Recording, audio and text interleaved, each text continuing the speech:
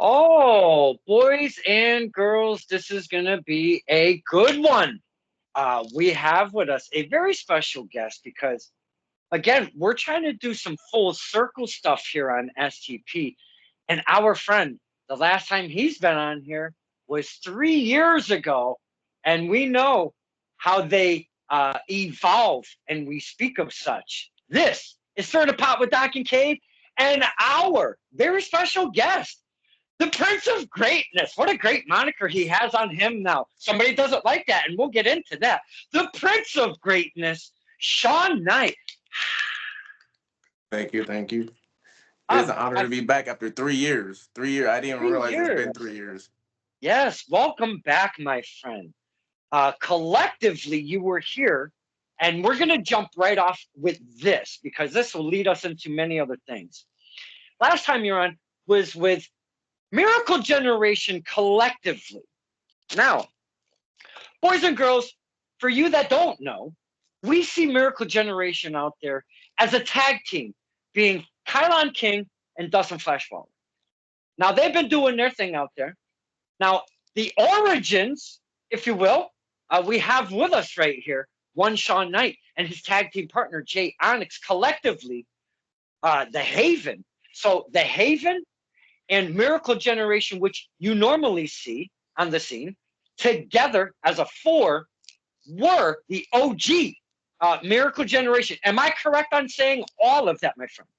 Yes, absolutely. Now, that was built and born out of PAPW, Paradise Alley Pro, out of East Haven, and young talent getting together, coming up, and we talk about peers and brotherhood and sisterhood and what it takes to persevere and the sacrifices and the many things it takes to be a successful singles wrestler. And I know I'm kind of rambling right here off the top, and I'm not giving you a chance to speak, but I'm getting to something.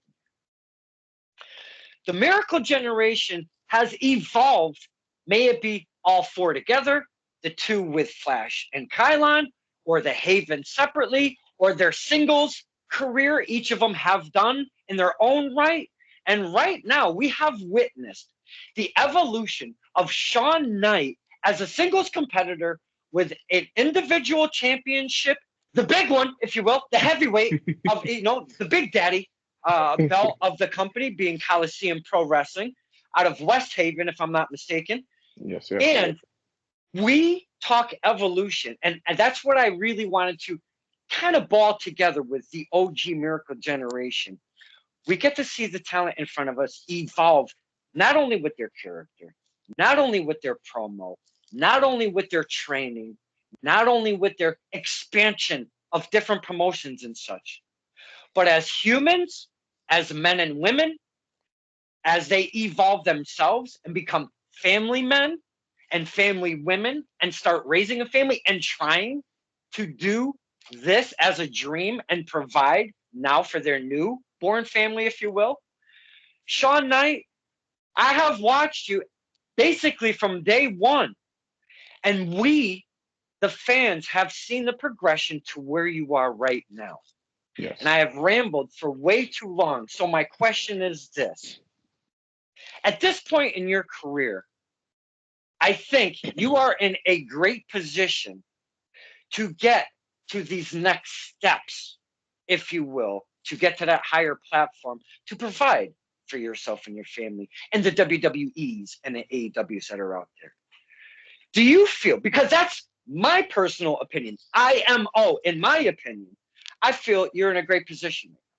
Do you feel at this point in your career, and it's still very young, a tenure in your career, do you feel you have a good grasp on what you're doing, what you're trying to present as a character, if you will, coming out through those curtains and such? Do you feel what I'm feeling right now, that you are in a solid position to get to those next platforms, to get on those TV, so we can start seeing one Shawn Knight weekly? That would be amazing. Um, I think on the outside looking in, there is that perception of me having that grasp. I'm not saying that I don't have it, but from me living it, it's I'm a person that's never gonna stop learning. I'm learning something new every day, or at least I'm trying to learn something new every day. I never want to be the smartest one in the room. I always want to have somebody around whose brain I could pick and like uh, gain more knowledge, more wisdom, more advice from to get to that level and stay at that level and be past it. Right now, like you said, I'm my first singles championship, and this is my first time like having a company on my back, having something where I have pushed past my plateau. Um, as far as being on TVs, being weekly, and everything like that, I am definitely in that realm. I have a lot of things planned for reaching and staying on that next level, and just continuing forward. Um, Getting a contract that for about the past year and a half, 2 years have has been my goal, has been like the mission, something that I wanted to accomplish. That is what I feel for myself as the next step. So Okay. if that seemed like it didn't, I don't know if that seemed like it did or did not answer your question. I feel like I answered your question, but No, no, that's fine because I mean that's a loaded question because you're trying to take it from the fan's perspective and your own perspective and give me that answer. And I get it. That's a very loaded question. But I really wanted to start with the evolution of Shawn Knight and get your perspective of where you thought you were in your career because I have seen yourself, Jay Onyx, Flash, Kylon, and many others come up from day one and being molded to the athlete that you are now. And that's why I do every single thing that I do, my friend. Why I do the footage, why I make little clips, why and why trust I me, we put little. appreciate all that. There's a lot of times where we go back and like find matches and we're like, this match happened. Well, I appreciate that, and that's why I do these things because I like to see the young talent grow and learn from their growth and their mistakes in ring, out of ring, both. And I get to see not all of that behind the curtain and such, but I still get to see as a fan, even from a distance when you're doing the drives, when you're going to Canada or across the country too, in Indiana and such. And I see you guys doing your travels. It really just warms my heart as a fan that had seen it from the beginning. And that's why I do all of this stuff and why I put stupid little Santa hats and try to do Elf on a Shelf fun stuff. Because goddamn, Shawn, I just love to have fun at the shows and with the talent. That's really That for me. That's what it's about.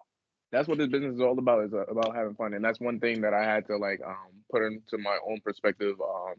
Uh, Not too long ago, like a few years ago, of like I felt like I was taking myself too seriously as far as Okay. like positions that I was being put in, and not having enough fun as I did when I first walked in, like stepped into the ring. So that's something that every time I feel like I'm overthinking my progress or like trying to overplan for what's next, I always remember have fun with where you are in the present time and everything will come. I absolutely love that because boys and girls, from my experience with speaking with them and outside of the ring, hanging out with them and such, the talent being, they get, and we talk about it, the roller coaster. Do I belong? Is this for me? Am I doing it correctly? How is this going? Can I step back and look at my progress? Am I progressing? My body, my strength, my in ring, my mental stability, all of this. It's a continual questionnaire to themselves internally. Can I be correct on saying that, my friend? 100% correct. 150% correct. Because trying to be one, never mind a tag team and such, one single person trying to become a successful singles wrestler is very, very hard. Hmm. It's Hmm. very hard. We all want to be on the TV, but to get there, and I know that WWE has changed some things with the evolution of their company, okay?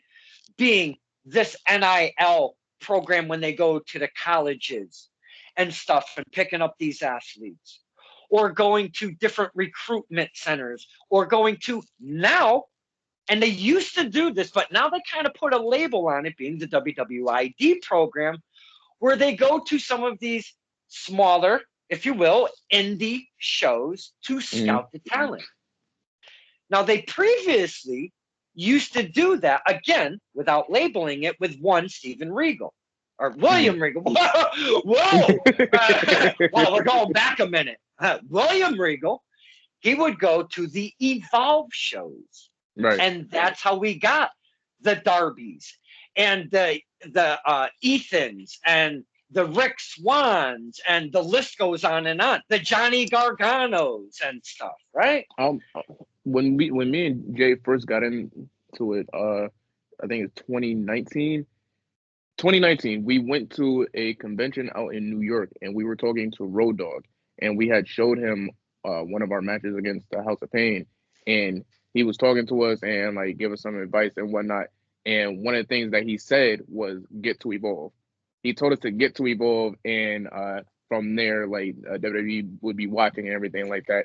Obviously, we haven't had the opportunity to get there, but yeah, as you can see, like they took a whole bunch of guys, like you said, from Evolve and have like just skyrocketed their platform.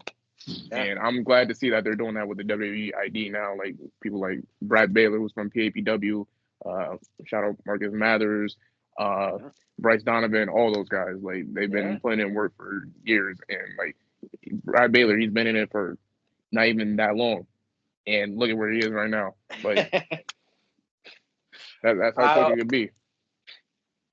And I'm not saying you're gorgeous, but I mean Brad Baylor. I mean the kid. He comes out and he looks like an absolute at this point in his career, and watching his evolution, the kid just looks like a damn star, you know. He's got a look about him, you know. His physique, he's starting to grow into a physique here. He's been doing stuff at Beyond with one Ricky Smokes. Not that I like their chicanery and shenanigans that they pull over there on Swipe Right or Swipe Left or what, Swipe Diagonal, whatever the hell their name is as a tag team over at Beyond. But you push, you open doors, you get to these other little avenues where you can be seen now that there is an actual labeled program that they're calling WWID, which I think is, I've seen wrestlers say it's an amazing thing, and I've also seen wrestlers say that it's not an amazing thing for a few multifaceted reasons. I don't get into all of that madness. Me as a fan, I just think it's amazing because now we get to see a Brad Baylor, a Marcus Matthews, an Aaron Rourke getting those pictures and those little WWE stamps, right? For me, the second I saw it, I think I saw it on Twitter. No, Jay had sent it to us in our group chat, and I looked at it and I read over it, and I was literally looking at it, reading. And I'm like, this is a huge opportunity. Like all the guys and girls that get put on this, like this is gonna double whatever they're doing right now, and this is gonna light a fire under a lot of people's asses. And then for the first person, Bryce Donovan, to be announced, and he's from the Northeast, and then all these other guys from the Northeast following him, is like, you can tell what area they're looking at the most. Absolutely. It's always been said that Northeast is a hotbed for professional wrestling. Always.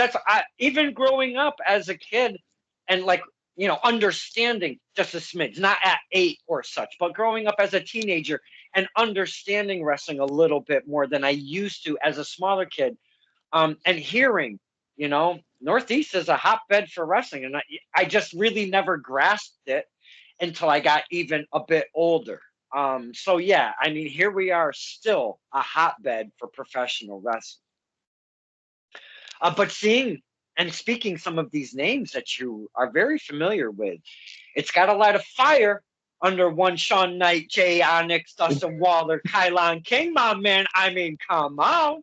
Absolutely, yeah. That is some fun stuff, man, right there, because that could get you to that next platform of being the performance center. That's what that program is built upon, is getting some of the talent that's out there right now that they see fit for their program, what they could do something with, and then they bring you to that performance center. I can't even imagine the athletes when they leave the indie scene and go to this performance center and walk in this thing for the first time. Man, that has just got to be a feeling. An Anthony Green, a Carmelo Hayes, just it's got to be really, really awestrucking, and just I'm ready to do some shit. Let's go, man. Yeah, absolutely, absolutely, yeah. We've been talking a lot about this program and the evolution of Shawn Knight. We're going to do a little bit more of that a little later, but I wanted to talk about, because I don't want to feel, or I don't want to have Jay Onyx feel that I left him out of this interview, because I know collectively as the Haven, you guys are still doing your thing, hot hot out there on the scene. I see you doing your travels, spreading your wings even a little bit more as the Haven, I've noticed from a distance. Absolutely. Talk to us about yourself, Jay Onyx, as the Haven. And I don't really think I got into this when we spoke previously much with Miracle Generation collectively. Talk to us about the name, the Haven, and right now what it means. And I know you have your singles thing going on, and I know you said it's not it's on the table, but you're not doing, it's not heavy on your work schedule, and you're still doing the tag team stuff.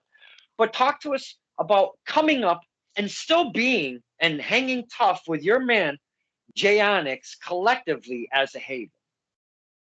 Well, it's been a good over 13 years that we've known each other. It's been my best friend since like the day that we met, and like we bonded over wrestling. It was as simple as that. It was very easy.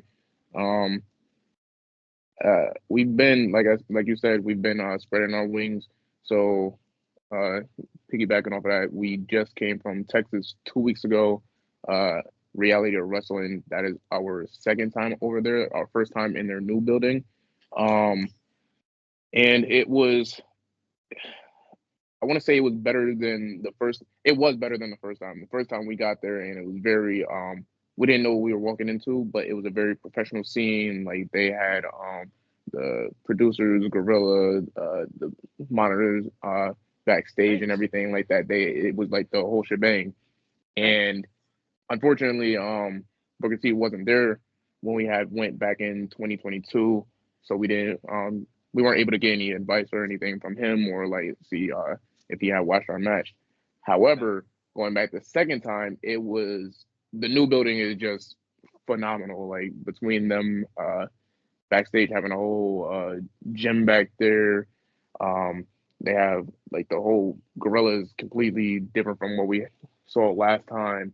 The arena is beautiful, the whole setup, everything. And this time, Booker T was there, so we got to catch up with him, get a little bit of advice going into our match that night, and then those meetings before and afterwards, as far as what he's looking for in talent and whatnot.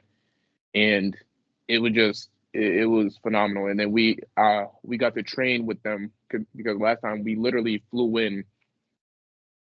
We flew in, chilled with our boy Jared, and then the next night is when we had the match, and then we left the morning after that. This time we flew in, had our match that night, stayed till we got in Sunday. We left Tuesday morning, so Monday we could train with them because that was our goal. If we went back down to Texas, we had to train with them. So we got to do that. What's his name? Brian Keith was there. So he was at the training session along with a few other people. And it was awesome. It was like different from what we know, like not too far different, but obviously everybody has their own flavors of like how to train and whatnot. So we picked up what they were teaching at Row, and that's something that we've locked in, and now we're going to be bringing it back to our boys over at PPW. Nice. But along with that, it's just been, like you said, just like trying to grow, like consistently growing. That's what I try to do. I try to go based off the model of consistency over motivation, because I've been in times where I'm motivated to do something and that runs dry very quickly, versus staying consistent, whether you're moving an inch or you're moving a mile every day, is progress nonetheless. So that's what I've been trying to do, both as singles and as a tag team. This year I've been doing, I think I've done more singles this year. I've definitely done more singles this year than in the rest of my career, but I think this year I've done more singles than tag. Okay. So I've been learning a lot more and developing a lot more as far as being the Prince of Greatness and understanding what that moniker means to me and how to uphold that. And I'm still developing it. It's still in its baby phase. It's still uh, still more layers to be peeled back to for people to really understand Shawn Knight and who he is. But yeah, as far as that, and then I the whole purpose of me wanting to really start venturing off into singles territory, a huge reason was for me to understand myself as an individual in the ring, so that way I can bring it back to the Haven, and that way the two of us can mesh together and by understanding who we are as individuals and bring it individuals in the ring, because we know who we are as individuals outside the ring, but in the ring is a completely different setting. Understanding ourselves inside the ring as individuals and then coming back together, because we literally trained and debuted as a tag team, so we never had time to really gain that individuality between each other. People always saw us as like the same person or as brothers, or like we're doing the same thing. So being able to separate for a little bit and then come back together is like the whole plan of what I was trying to do, and it's been working well. Um, yeah, and he's been doing his singles. He's been doing his thing as well. I'm sorry, I lost my track for a second. That's quite all right. I'd like you to kind of continue with that thought, because we're going to get back to the second question that I asked you, and that's why you're like, "Fuck, what did he ask me?" Um, being an individual wrestler is much different than being a tag team wrestler. Yes. And I'm not going to ask you to compare or what you like or prefer, but to challenge yourself coming out of a tag team scenario from day one to become a singles wrestler, my friend, that's a huge, huge challenge for a wrestler, an athlete, a human person to persevere through these things you have to do as a singles wrestler, because it's much different and you don't rely on your tag team partner to get you out of some of those sticky situations. You have to push through the burn in your muscles and the hurt in your body and the breaking of your mind while you're in that ring with that person beating your ass at one point in time in that ring. Yeah. So please talk to us about trying to the changes, not the differences, but the changes I would have to go with in ring that you had to do going from a tag team to an individual wrestler. Did you feel you had to make changes or a different way to wrestle rather? Um, Absolutely, because like as a tag team, oftentimes it's with the two of us, we try to be as cohesive as possible. We're never There's a lot of tag teams that get in the ring and it looks like it's a singles match, and then they switch off and now it's a singles match for a different person. We try to be as cohesive as possible, where we're if one of us is in the ring, the other one's in the ring, and we're doing some rock'em sock'em type of thing. Uh, we never tried to have it as, like I said, the singles matches. We want it to be the tag match. We want it to be the best tag match that you're watching. Um, so going from doing that and doing majority tag moves where I'm getting flipped onto my stomach or I'm getting tossed into the air and stuff like that, and I have him there with me, or I'm in the middle of getting my ass beat, I scurry and tag him in, or he tags me in.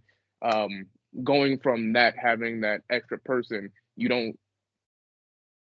That's where that shift comes in mentality and physicality, because you have to. You can't take a break. You can't take a break. It's not like you tag it out and now you're on the apron for a good minute or two. No, you're literally in the ring with another guy or two other guys, three other guys for whatever duration of time, and you have to think differently. You have to think of strategy, think of what you can do right here to put yourself at an advantage. And um, both are. I love both. I just love wrestling and being in the ring. I'm very grateful for it. But as far as I feel like there's a different creativity to both, because Absolutely. when you're in a tag team, it's you and another person sinking brains, sinking creativity, and my and I may have a thought, he may have a thought, and we may be on the same. It's like a coin. There's two sides. Mhm. I'm on heads, he's on tails, so we have to merge them together, and then we get something beautiful. Um, with singles, it's like I said, it's a different creativity, whereas you just let your mind be free.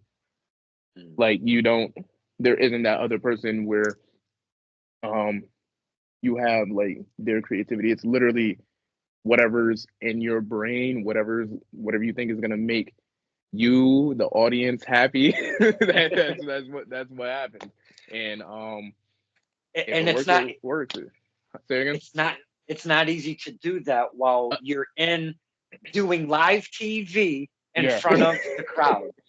Yeah, that's what I said. That's what I was saying. If it works, it works. If it doesn't, and how it's like in the middle of the ring, is back to the drawing board. What's next? Now, But yeah. I know in football, in baseball, it's still live TV, okay, and other sports, it's all live TV. I get that, but I feel wrestling as a sport in its own right, no matter where you go, no matter what the setting is, that live TV setting is always there because of us, because of you, because of the vibe, because of the venue, because of just whatever. And I don't know how you guys and girls do it. It's one of those things that fascinates me. You doing all of these athletic things, and then if you do a boo boo, some of the fans, especially the evolution of the fan now in the past probably 5 to 10 years or so, Mm-hmm. what they call the smart marks, if you will. Yep. Will get right down your throat and make sure that they remind you how you fucked up. Yep. Now, Absolutely. me on the other hand, I like watching that progression. And it's not that it does not happen on TV. Let's be fucking honest, people. You know, it It happens happens everywhere. on TV Yeah. all the time. Okay? We see it. Okay? That's why I like it. Watching the young talent grow and evolve and see them learn from their mistakes, as I said before. I just love all of that. Seeing you guys and girls grow as athletes and performers, that's what brings me to the sport. It has nothing to do really with anything else, except that I have a shit ton of fun while I'm at the shows and I get to yell at gigantic dudes and not use profanity, but call them some funky names and maybe not get hurt. You've come but, close to it a few times. I've been there. Man, many a time, my friend.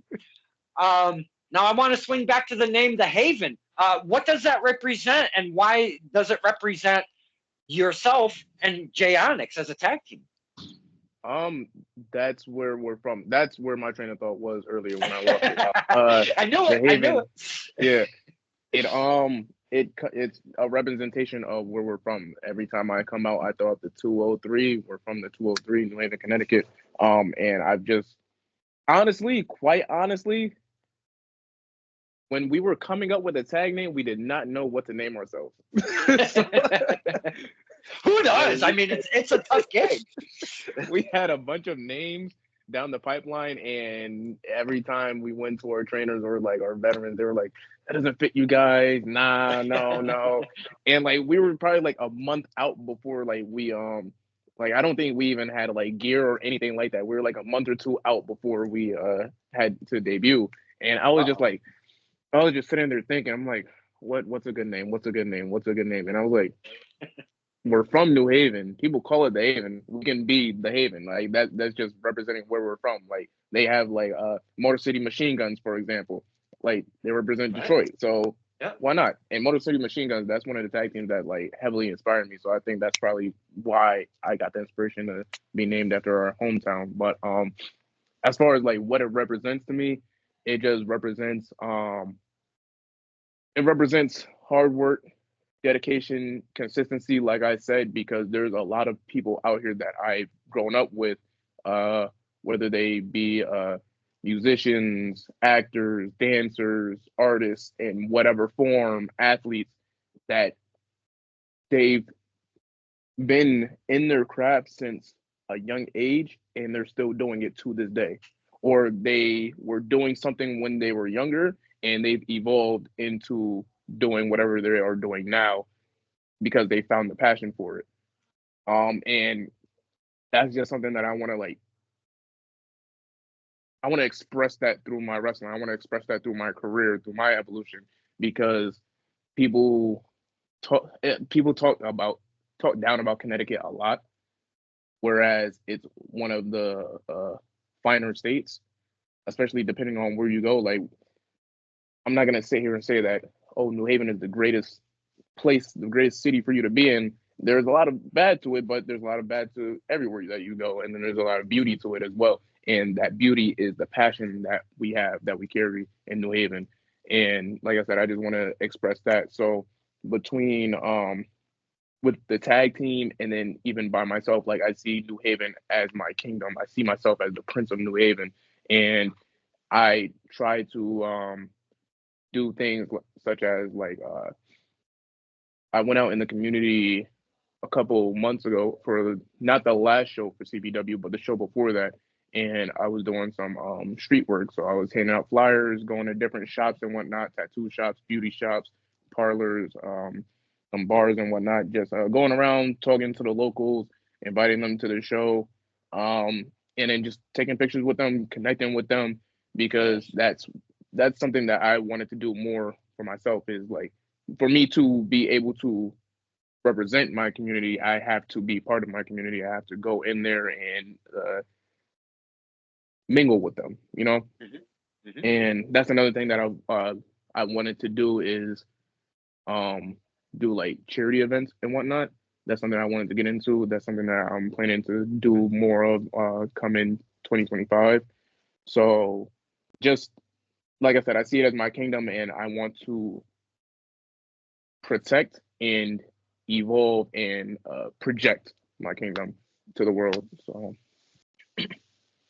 You're sending beautiful messages to us, the fans, my friend. That is all amazing stuff.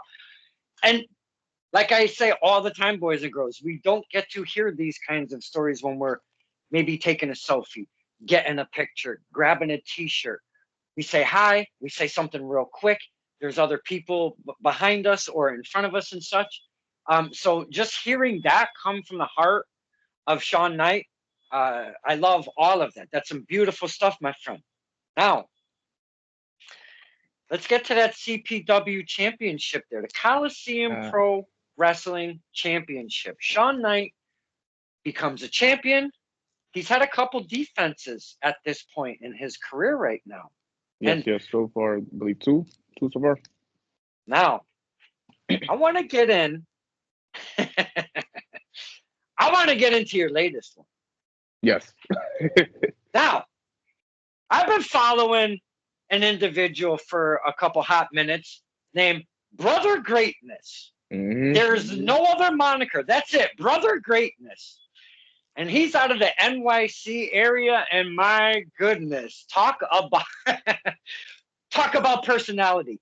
Yes. Holy shit sticks. Wow.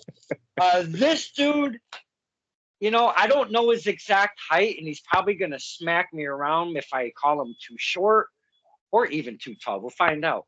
I think he's Don't let about five. don't let him bully you. I do it all the time. I did it in my promo. So He's probably about 5'6" at best, around there. And he's got enough personality for, like, I don't know, 3,007-foot men. I mean, this yes. guy is just unreal. The charisma that he, woo, he's a character. Holy cow. He'll talk to you like he's the size of the Big Show. That's for sure.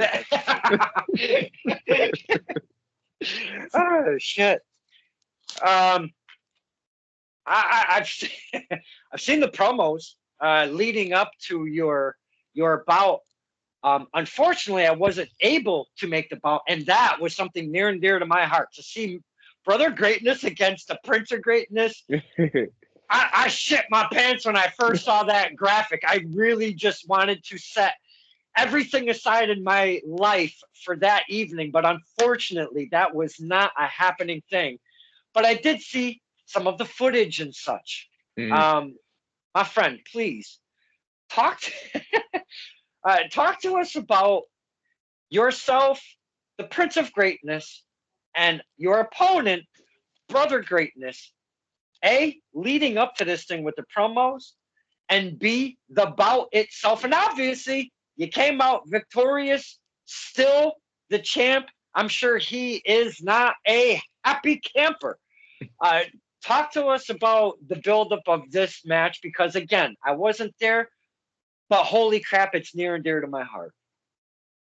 Um, Honestly, this dates back to a while.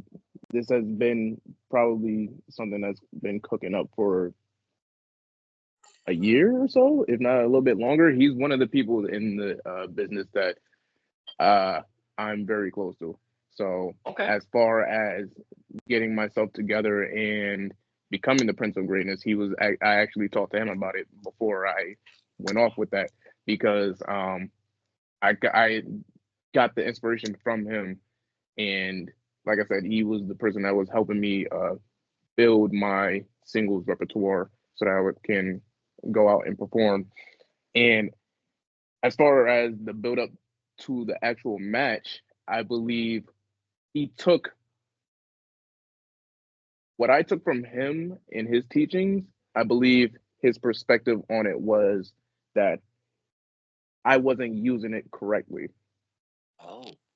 So he saw it more of me just taking greatness and just uh, throwing it everywhere, just like, oh, this is great, that's great, like just something that's not valuable, Okay. not of high quality, versus everything that I've explained to you and how I'm trying to carry the moniker and myself.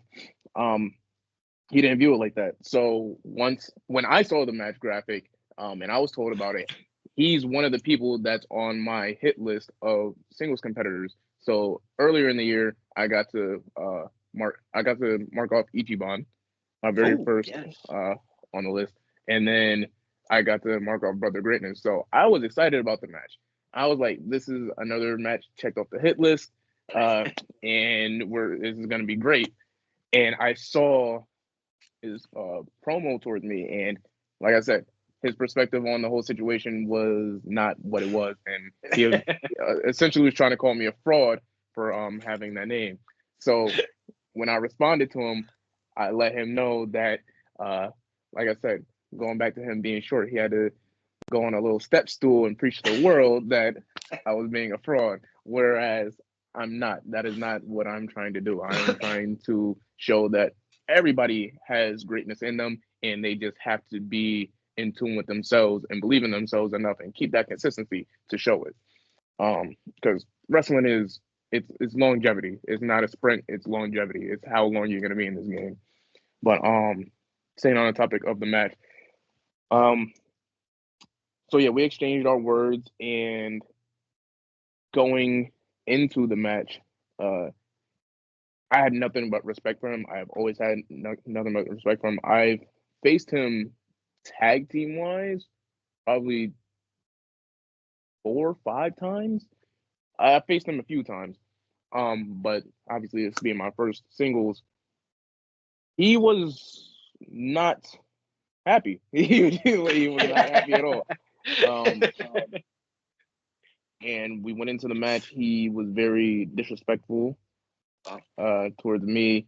So I let a little disrespect out towards him. But it's like I said, for me, it was all like the love of the game. It's nothing but love at the end of the day towards him. He was very brash in his treatment of me during the match, but eventually overcame him, and as you can see, still holding my championship. And then afterwards, wasn't he wasn't a spoiled loser. He actually went outside the ring, grabbed the microphone, came back in, and shared some beautiful, meaningful words with me in the crowd, saying how proud he is of my progression and that I am a great representation of greatness and the people of New Haven. So that meant a lot to me. Even now, like that, it's like it fills my heart just thinking of that moment. Because, like I said, from the start, he's been like my mentor, and he's been one of my mentors in wrestling and as far as my singles journey has gone. We talk quality reps, getting knowledge from each of your matches in some sort of way. All of that, what you just described to us, I know there was something, at least one thing taken away from that match with Brother Greatness. Could you tell us maybe possibly if you could think of one thing that you took away from that match? I mean, besides him being a pain in your damn ass through the entire thing? He's a pain in my ass whether we're in a match or not. And again, I know it's a loaded question, and it might be a little difficult question, but no, it's not too difficult because like I learned from all my experiences, whether it's winning or losing. I learn from everything. Like I said, I'm trying to learn every day, every match. I want to learn something from it. And that match, I took away perspective because for me and my kingdom, I'm the hero in this story, and he's the villain. But in his perspective, like I said, he was trying to honor greatness. He wanted to keep the high quality, the high value of greatness where it is. And in his story, he was the hero, and I'm the villain. So it's just like different perspectives, being able to understand those perspectives, those opposite perspectives at the end of the day, and where like everybody's coming from, and being able to not being able to just not let it get the best of you. Mm-hmm. And that, with a guy like Brother Greatness, it's just be real to yourself, and good things will come. He's an amazing individual. He's a lunatic, but he's an amazing individual. And everything that you gave to us on Brother Greatness, I absolutely love because of who he is and what he tries to represent and the professionalism of one Brother Greatness. I just love that guy so much. I don't. Seeing Kylon King and Dustin Waller doing their thing, and I know you guys, you're not separated, but you have been doing your own things in the past course of the last year and a half, 2 years or so. I mean, they've been doing really, really cool stuff. Even some of their individual matches with a Leo Rush, if you will, and some of these high quality reps that you want to get in and get knowledge from to gain, to get to that next platform. Talk to us about seeing where, Miracle Gen has just been on a bleeping fire. And then you get an Ichiban as the Miracle Ones a sprinkle in every so often. But that must be fun to do what you're doing feeling proud about what you're accomplishing and yourself and Jay, and then seeing what your brothers are doing on their end. Absolutely, absolutely. They were just on, I believe, PWI's list, and they were, I believe, like number 30 or 32, something like that. Mhm. And yeah, they were like, I think they were like 20 spots higher than they were last time, and it's phenomenal. Those guys are my brothers to the end, and seeing their growth, I tell them all the time, like, I'm fucking proud of you guys. Like, you guys are like rocking and rolling, and like obviously nobody sees like how they are behind the scenes, what's going on. Like, we're there for them for the behind the scenes, and even when they do have those battles that they're going through, they're still like jumping the hurdles and doing what they need to do at the end of the day. And that's what we're all doing. But yeah, just watching them, and then watching our progression as well. Like I said, like I said with Brad Baylor and how he got ID'd so quickly into his career. Uh, and like I was saying, like, this is not a sprint, this is longevity. Um, they've been at high profile singles matches, tag matches. They've been like really doing their thing. Whereas me and Jay, we've had our successes as well. I'm not gonna knock them at all. Right. But we haven't had as high a caliber as those yet. So just being able to acknowledge all of our accomplishments, and just knowing that there's more room for growth, and that this is just the beginning for all four of us is like amazing. And I was just expressing to somebody the other day like how I'm just so proud of all four of us, and like where we came from, and like how our mentalities were before to what our mentalities are now, and how we're moving in the ring. And going back to like watching your videos, like recently I was just watching one of your videos of me. I forget who I was fighting, but it was me versus somebody at PBW, and I watched one of my most recent matches, and I'm like, wow, that is that is amazing. And then like I said, like we go back and watch all four of us like from 2019, 2020, and then we watch ourselves from this year, last year, and it's like a complete difference. So I'm proud of all my guys. Like I said, I tell them all the time how proud I am of them, and then we just try to keep each other held together, and just try to elevate one another. There's never been a not like I said, we're brothers, so the brothers fight. We have our moments and everything like that, but at the end of the day, it's all love with everyone, and we keep it respectful, and we try to elevate the next. I've seen it firsthand, and I love that you guys are still so connected and supporting and lifting each other up. And I think that's how we're going to kind of bring this to a tail end, because boys and girls, before we hit record, I got to see Auntie Haven. I love me some Mama Haven, some Auntie Haven. I seen him at a General Dollar one time, or Dollar Oh my General, God. and I asked him to do a promo with me with that little about that little cue the ref, and they gave me a mm-hmm. Oh my God, I love them two so much. So At Shawn, this point, I feel like they're more popular than me, because every time people are always like, "Oh, I love your family so much. That was your mom at the show, right? Or that was your auntie at the show, right? Oh my God, I love you so much." and that's kind of what I really want to dive into is an STP. We talk support system all the time, because without it, you just kind of you do a nosedive, and it's not good for an athlete trying to rise and persevere. Talk to us, the fans, about the likes of your family coming as a Mama Haven, Auntie Haven, and such, and your peers, as you were just speaking with, because that's still all part of the support system behind the scenes, if you will. But really, talk to us about when you come through the curtain and you see Fam Haven there. And I mean, when you guys for a while And I know I don't get to PAPW much myself anymore lately, but my God, they used to come out in droves and hoot and shout and make their presence known.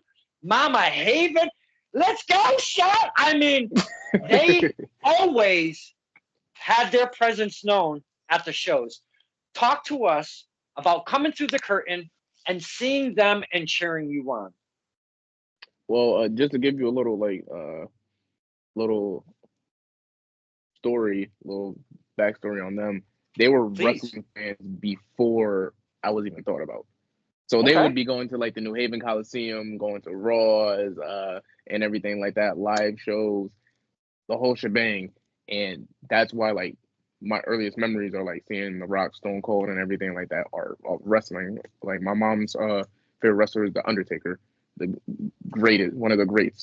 And because of that, I feel like they were already wrestling fans. I'm born, I get into wrestling. Now it's like we have our own wrestler. What? Like we're gonna show up and show out. What like we have to. So yeah, that support has always been there since like day one with anything that I've done. And at first it was for my mom a bit scary because I didn't grow up playing sports. I was always like naturally athletic. I got into football around like eighth grade and did that for like 2 years, but I didn't have the passion for it. And she was nervous about that. But I was like, either I'm doing wrestling or I'm doing football. I couldn't find a wrestling school, so I just went and did football. I had to be doing something. But eventually I found wrestling, and she was nervous about it at first, like I said, but she just grew into it. She's a wrestling fan at heart, so like it's just like naturally, and she's gonna support me no matter what. So that fear, I feel like left. She doesn't want to see her baby boy get hurt, but none of them do. But when I get up and I start punching back and doing all my tricks and everything like that, that's when the roof pops off. So Oh, she's on that fire. support is it's awesome. And then even like behind the scenes, like I said, I have things that I want to set up going into 2025, and they're still here to support me going into those things. Nice. And then with Miracle Gen and like other friends and everything like that, everybody around me is just very supportive. I don't think I have anyone that is visually unsupportive of me. Nice. So like all the people that I keep around me, I try to keep good energy, because that's all I try to exude is good energy and love. That's what I try to like. I try to walk in love every single day with anybody. Like I got love for everybody until you do something to betray me. So, but yeah. So that's what I exude. So that I feel like that's what I attract. So Nice. all the people around me just very supportive, very, even if there are times like when my peers in wrestling tell me that something was like terrible or I need to fix something up. My ego may be hurt a little bit because I thought it was like very cool or like, but I have to take a step back and realize it's all out of love and respect for the craft, and they're trying to help me at the end of the day. There's no harm being done. Mm-hmm. So yeah, support system is great over here. Absolutely, because as a musician, if I don't take the good and the good and the bad feedback, I can't make the bad feedback good.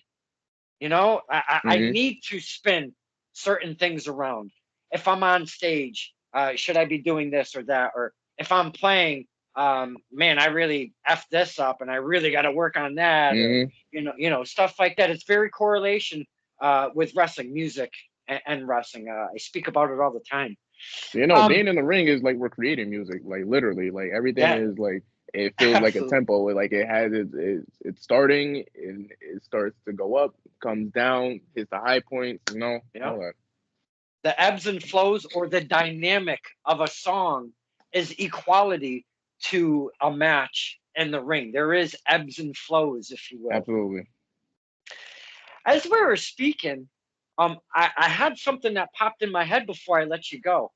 And I want to just say I love the support from your family. I absolutely love that shit so much. It's a big tool that people don't think they need or don't didn't expect that they needed until they need it. Is that support system to Mm. become a successful wrestler? That's beautiful. I was thinking of something because I got one brain cell and it's like a squirrel. I'm just like all over the place. You're good. You're good. And before I let you go, I wanted to ask you this question: as you're handing out and making connections, you're going to bars, convenience stores, and through the neighborhood and trying to do the street team thing and meet people and connect with the community. And as you're going, as you're going from establishment to establishment, and you're introducing yourself, Shawn Knight, I'm the Coliseum Championship Pro Wrestling Heavyweight Champion, and I've got some literature. And I was just thinking maybe I can hang a little something. We can have some fun. Come on out, blah, blah, blah, whatever your pitch is. Please, please tell me there had to be one person that said, "You're a pro wrestler? You know John Cena?" There had to be one, right? I mean, come on. No, honestly, there has not been anybody that asked me if I know John Cena. I've never gotten that question. When I was doing street work for BST, mind you, like not to like brag or anything like that. These were not like, they weren't telling me because, oh, you're the champion, you have to go out and do this stuff. This is all stuff that I willingly did because like I said, I want to go out into my community and like connect and everything like that. So for BST, a few shows back, I went and did the street walk, and I went in a different area. I wasn't in West Haven this time. I was in New Haven, right, going down Dixwell, and um there was these guys sitting on a stoop as I was walking by, and I make eye contact with one of them, and he was like, what kind of belt is that? Boxing? I was like, nah, it's professional wrestling. He was like, oh, you're a professional wrestler? This is when I had the BST championship, the tag championship. And he was like, you're a professional wrestler? That's dope. He was like, let me ask you a question. Is that belt real? And I get that a lot. And I was like, yeah, it's real. Like, he was like, is it heavy? I was like, here. He grabbed it. He was like, oh, it does have weight to it. Oh, and then like his friend held it for a little bit, and like that's one thing that I get frequently is like people think these are like plastic. Like I don't know why they don't think there's any weight to them. Like they're not metal. Like they can't actually knock somebody out. Like I don't know why, but that is definitely one thing that I get very often. All right. Now that's a hoot right there. That's some fun, man. Shawn, you've been amazing with your time, setting some aside for us, the fans. You've been open, you've been honest. We've talked many things of your career right now and where you're at. Tag team, individual, miracle generation, family. You've been absolutely amazing this hour, and Thank I you. cannot appreciate you for setting some time aside to talk to us. I appreciate you, my man. Thank you for coming to me with the offer. I think this is the only interview I've done all year, and for it to be like a one-on-one with somebody, I appreciate it like very much. Like you said that you've been like watching me since the beginning, and I really appreciate that you're still one of the supporters here for me. Like that's support right there. That's all I need. Like I think outside of like my family and my friends, I think about the fans all the time and like how much like I go to shows and people are like, "Oh, I've been watching you since XWA or something like that." I'm like, that was like 4 years ago. So like, yeah, I really appreciate that, and you having me here as your guest. Absolutely, my man. We had to sit. We're with where you're at. I thought this was an absolute perfect time to sit with you before you get on TV and we can't talk to you like a Carmelo Hayes and stuff, because that's what happens. Mm. All of their fan base kind of changes from the indie scene. Then it kind of swoops over, and I'm not mad at no Carmelo by any stretch, but I mean when he was a different persona, we had some love, and then all of a Mm. sudden things change. Listen, And, and that's one of the things where I talk about like perspective. So like from your perspective, it seems like it's been a little from his perspective, it's a busy schedule. I'm sure. Like, Right. like I said, back in XWA, like literally right before he got signed, he and Kailan had a match with each other, and I remember him coming to the back, and then he turned around to me and Jay. He was chopping it out with us, and he said, "You two are next with me and my tag partner." And we're like, "All right, bet." Then you got signed. So, that is like he's somebody that before around the time, like I said, he got signed. So like during that time, like we would still like be able to still keep in contact with him a little bit more frequently than now. But like I'll go on my social media feeds and I'll see that he's still checking in on us and everything like that. He's still watching. And he's doing his thing, man. He's a huge inspiration, honestly, for me as far as like keeping that faith that this is like really a reality for everybody that steps in that ring. Because going from him sitting here saying that he wants to wrestle me so that he could bring me up to his level to getting to the level that he's on now, that's why he's one of the people that's on my hit list as well. As far as whether it be singles or tag, like he's one of the people like I'm going to reach where the level that he's on, and we're gonna have that match someday. So I would love to see it. I absolutely would. Boys and girls, this has been fantastic. Before we let them go, though, we want you to give the handles to the X or the Twitter, the face page, the Pornhub, the OnlyFans, whoa, whatever you. no, none of that. No. I don't. That was a little exclusive content over here. That was a little extreme. The YouTube, then hit us with some of those handles so we can find you and maybe we can get some new eyes on you. Literally everywhere you can find me on Instagram, Twitter, Facebook, YouTube, TikTok, Threads, all that good stuff. Type in Shawn SHAWN Knight KNYTE everywhere, literally, and you will find me. Excellent.